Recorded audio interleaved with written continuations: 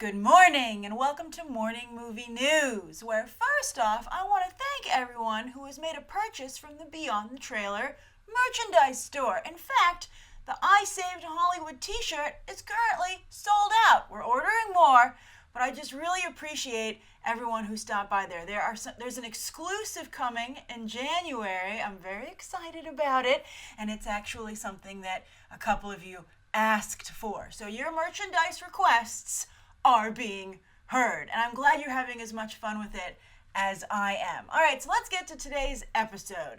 A couple of annoying stories today. You might not even know you're annoyed until we talk about it. But the first one had basically the internet had said a resounding no to the idea of Amy Schumer as Barbie on Friday last week, which was really a gift to both Sony and Amy Schumer because it was announced that she was only in talks to play Barbie and that it was not yet a done deal. Maybe someone on either side floated it out to test the waters, which is very smart. And I hope that they saw that the waters were poisonous. What I tweeted out, I was working on a special Black Panther video, so that's why I couldn't make a specific video about it. That Black Panther video will go up later today.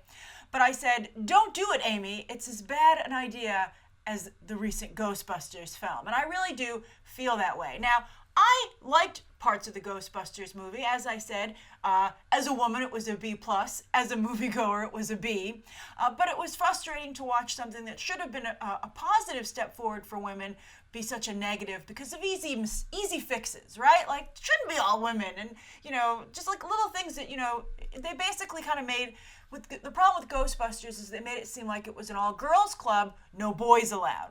And I think that Amy Schumer has a similar effect with Barbie. Now, most people, nobody really defended her. But the few people that did or were looking to maybe find a headline out of the story were that, Amy Schumer is fat-shamed with the idea of her playing Barbie. And I don't believe it has anything to do with Amy Schumer's figure. Maybe slightly. I mean, it's like casting to some degree Seth Rogen as Superman, right? Who doesn't love Seth Rogen? He and Amy Schumer actually recently appeared in a Budweiser ad campaign together. But he's just simply not Superman. And Amy Schumer simply isn't Barbie. I saw one person tweet, Amy Schumer and Barbie share nothing in common, besides even physical things. Just, attitude, what they stand for. It's true. They're just total opposites. And I can understand that maybe Mattel is worried. They're like, oh man, how do we make Barbie relevant? And Mattel has really struggled with Barbie, I think because they've allowed SJWs to try and redefine the brand, right? Barbie is Barbie, and if you don't like Barbie, go make another doll and see how it sells. Although I think physical toys are largely on the way out these days, which is sort of sad. You would think people would want to have tangible play, not just exist totally in a digital world. I'm telling you, VR is, remember that movie Surrogates with Bruce Willis? I feel like VR is like the final frontier to that awful future for humanity. I'm like, it's coming true. But anyway, I just think that Amy Schumer is a horrible choice, and I think it's a little selfish of her to play the character. It would be like casting her as Wonder Woman. It just doesn't make any sense. And I've enjoyed Amy Schumer's work. She's in a little bit of a problem right now because she stepped in it politically. I think it's a mistake for people who aren't in a political career to speak so strongly. I think you could maybe make a suggestion or start a conversation, but I think she went a little bit too far, which is kind of Amy Schumer's hallmark, right? But it's really, I think that's not going to go away anytime soon, and anyone who produces her next couple of movies should be really concerned about it because the people who are against her are very emboldened right now on social media. So I think that's partially what also fed into this on Friday when the Barbie announcement was made, that, it's just a perfect storm of horribleness. Although, not many people defended her because it just is such an obviously bad idea. And for Sony to do this twice in a row with new management, no less, is very odd. And, you really have to wonder who's making decisions over there and why they have absolutely no respect. It's a little bit like what Kathleen Kennedy said about Star Wars, that she feels she owes male fans nothing. Fan bases are important. You wouldn't have a property to make a movie out of if it weren't for the people who have supported it. And all these cases, for decades. So what do you think of Amy Schumer as Barbie? You can cast Adele as Barbie, and I would think that would be a much better idea. Amy Schumer just doesn't fit the character. So I'm curious, what do you think? Is there anyone who would make a good Barbie? Some people said Reese Witherspoon, but she would have made a good Barbie back in her Legally Blonde days. She kind of did play Barbie, actually, lawyer Barbie. But I don't know. I'm not quite sure who would be a good choice today. But, they found Gal Gadot for Wonder Woman. Someone's out there, and it's not Amy Schumer. Make a little bit more of an effort, Sony. It's a little bit lazy casting, actually, when you think about it. They're like, the Barbie movie is what? Diablo Cody and Amy Schumer? I mean, that's just a horrible idea. Speaking of Diablo Cody, she made Young Adult. She wrote Young Adult with Charlize Theron. Charlize Theron would be an amazing Barbie, come to think of it. She looks exactly like Barbie. Not like, oh, she's kind of like Barbie's type. She even has a face that looks a lot like the Barbie features. Not so much currently, but I'd say, maybe from like the 90s or something like that, early 2000s. But hilarious. Okay, all right, so that's the first story of the day. Man, that Charlize Theron idea is good. Get on that, Charlize Theron's people. So the second story of the day, Jimmy Kimmel is going to host the Oscars. It was announced yesterday. It took them a very long time to come up with a host, and this is what they came up with, and I think it's an absolute disaster. But let me give you an idea. Let me first tell you how this happened, and then we can talk about why it shouldn't have. So, as we've discussed before, the Oscars aren't doing so well in the ratings, right? And also, the Academy is really, in debt for renovating their headquarters and, et cetera, et cetera. The Academy's gotten a lot of work done, and they can't really pay for it. So, to extend the contract from 2020, I believe, to 2028, ABC basically, as the trades have said, and I love that they use this word, bailed out the Academy. So ABC, like any loan shark, didn't do it to be nice. And they said, okay, we'll bail you out, Academy, but you have to give us more creative control over the ceremony. And at first I thought, oh, good, because the Oscars has gotten a little bit boring, right?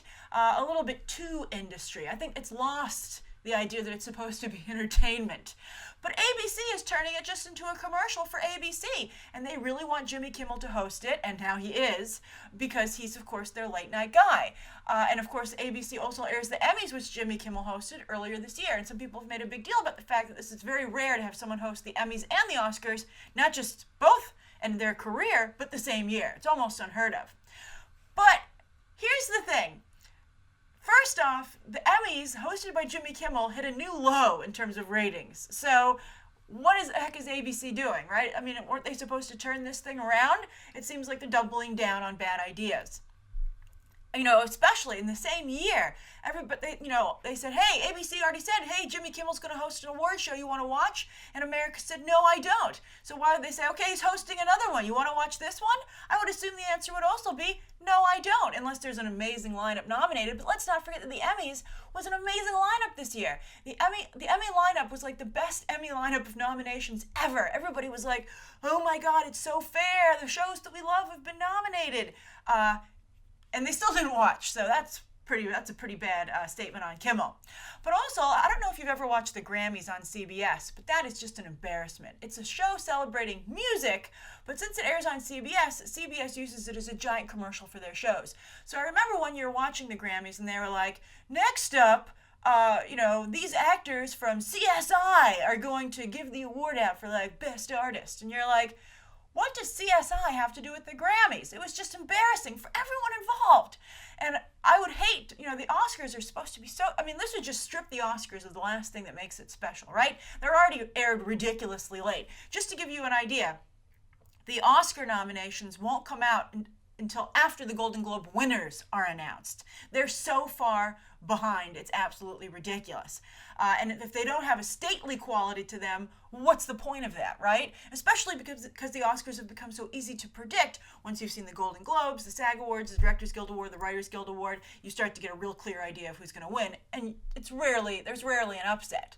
So it's just to make it basically, a TV ceremony, I think is absolutely ridiculous. And an is the cast of Modern Family going to present an Oscar?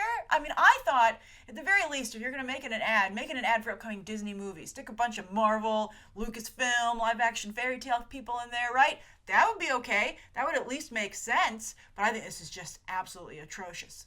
Final comment I want to make on this is that TV and movies are really locked in a very, very difficult competition right now where there's very high stakes and both are very good combatants, right? So why would you want to further blur the line between TV and movies with the Oscars? The Oscars, it doesn't have a TV, the Golden Globes awards both TV and movies. The Oscars is supposed to celebrate movies. It is a great tradition. It is considered the most prestigious movie award you can win. And it's just so sad to see this happening to it. And it's going to happen through 2028. Unless nobody watches. But that could very well happen, so we'll see. All right, so that's the second story of the day. Now, the third story of the day is something that, speaking of the line blurring between TV and movies, I find fascinating. This is such a game changer. I can't believe it. So, as we've discussed before, Kevin Tsujihara, now that it looks like the AT&T deal is going to go through and they have a very strong digital arm suddenly over at Warner Brothers, they're really pushing to release their movies 2 weeks. This is starting to come into focus very quickly. They want to release all movies, every movie, from blockbusters to small movies, 2 weeks after it hits theaters. And they want this to happen very soon. And they said, we're doing it with or without exhibitors, and because of that, exhibitors are talking to us. And they'll get a cut of the movie. And Universal is pushing this as well. So over the weekend, there was an update on this, and now we not only have an idea of how long it would take between the theatrical release and when you could stream it, but now we know how soon this might actually hit the marketplace, and they're saying a year to 18 months. Oh my goodness! You can see why AT&T perhaps wanted to buy Time Warner, because this is just an absolutely amazing development. It's like the money, Hollywood is hoping, is just going to come pouring in, and I think it might. So this is how it's going to work, and they're going to sell a set-top device to you in 12 to 18 months. It's going to be ready to go on the marketplace. And what's going to happen is that 2 weeks after a movie hits theaters, you'll be able to purchase it, stream it for $50, probably just a one-time stream, but there's no limit to how many people can watch your stream. So particularly they're saying they're going to target families and also people who don't live close to a movie theater, so it's therefore becomes a big commitment for them to go to the movies.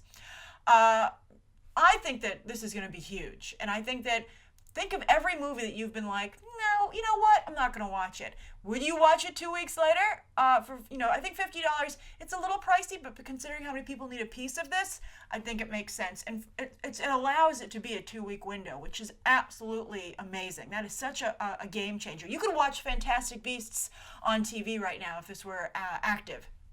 Doctor Strange would have been available on TV for 3 weeks already. It's just absolutely amazing, and it could revolutionize the business. Some people are naysayers, but I think that this is a necessary next step, considering how strong TV is as a competitor, and that I think theaters, and as a result, I think movie theaters are going to go more high-end, and if they can get people off their goddamn cell phones, it'll be a win-win for everyone. Okay, so those are the 3 stories of the day. Now, the viewer question, I always love it when someone asks for career advice. The movie industry is an amorphous blob. There's no single path in there, and so it can seem very intimidating. So anytime anybody wants to work in the business, I'm so happy to give advice. So this is Kia HD, and Kia says, hello, Grace. Work-related question for you. I'm currently a university student, awesome, but someday I'd like to be a movie or TV editor. Problem is, I have no idea where to start my career besides getting an internship somewhere. Any tips for me? Business, business, business. Love you and your content. Kisses from Italy. Ah! And then 3 keyboard hearts. No emojis, but I'll take anything. It doesn't have to be an emoji. A keyboard smiley face or heart will certainly do. So Kia, great question. I love your business focus. Good for you. And I'm glad that you're on top of this. Now, since you're already in university, you should see if your university has a film program. You need to learn to edit. So what you should do is take a class. Not only do you need to take the class to learn, but you need to be able to prove to someone else that you know what you're doing, right? I mean, you'll have to have a reel, but it would help if you could point to, your studies. So you can either do a minor, I don't know what your major is, I don't know how far along in university you are, but you can do a minor in film editing if you have a film program there.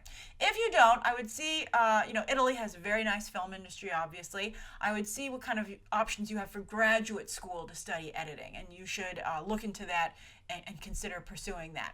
You can also teach yourself editing if you want to hit the ground running even before you get into class. I use Adobe Premiere. Most people do. Final Cut's really fallen out. Apple did an update on it, which nobody liked, so everybody ran over to Premiere. Also, Premiere is fantastic and allows you to render while editing another project, whereas Final Cut just totally shuts down and you have to go and do something else, which is not acceptable. So I would get Adobe Premiere. There's a cloud from Adobe, which is fantastic, Creative Cloud, which allows you to subscribe to these programs for a monthly fee instead of having to pay a flat rate up front. And that makes it very affordable, and you can just start playing around with it. A lot of professional editors, though, use the Avid system, which you would learn in school. So you want to look at as a minor and currently in university, or you want to look for it as something to study in graduate school. Also, yes, you need to intern. I think for any business these days, you need to intern, and you should be interning as early as possible. Anyone listening to this, even if you're in high school, you should start looking into internships. It's extremely important. So Kia, you should see what editing houses are around you. Find an editor, because the way you become an editor is you have to start out as an assistant editor, and so you're helping the editor line up all their shots, get everything ready, categorizing the footage. It's a great way to learn. You could probably even start to be, they probably want you to take one class, but even while you're still studying, you could be an intern. Therefore, you make your connections. That's how you get a job. Now, if you want to be a movie or TV editor, it's difficult in terms of the different levels of employment. So if you're a movie editor, you have to work from movie to movie, and often a director will always work with the same editor. For instance, Martin Scorsese is famous for working with the same editor throughout his career. But you have to get the business. You got to hustle. You could be a TV editor where you would have a job. Either you would get a job for a network where you'd be editing like promos and stuff like that, or you'd be an editor on like an ongoing television show. So that's one way to do it. Also, you could have a very lucrative career editing music videos. You could edit trailers. There are trailer houses. And also, you can consider just working for an editing house, which has all kinds of stuff coming through. And that's maybe even where you could start, make your connections, and then maybe someday, after a couple of years, level up to movie editor. It takes time. It's a marathon, not a sprint, and you have to structure your career. And Hollywood's a business of connections, so it's kind of like Jenga, right? So you have to think about how you're going to place all the bricks, and you don't want it to fall down, right? So good luck, Kia. I hope that's helpful. And if anybody has any advice for Kia, who has experience in editing or is also studying editing, I'm sure she would appreciate it. All right, so that's today's morning movie news. Thank you, everybody, for tuning in. Please write down below, I think, today's top 3 stories, Kia's viewer question, anything you'd like to see covered tomorrow, and any questions that you might have. Thanks for watching. Bye.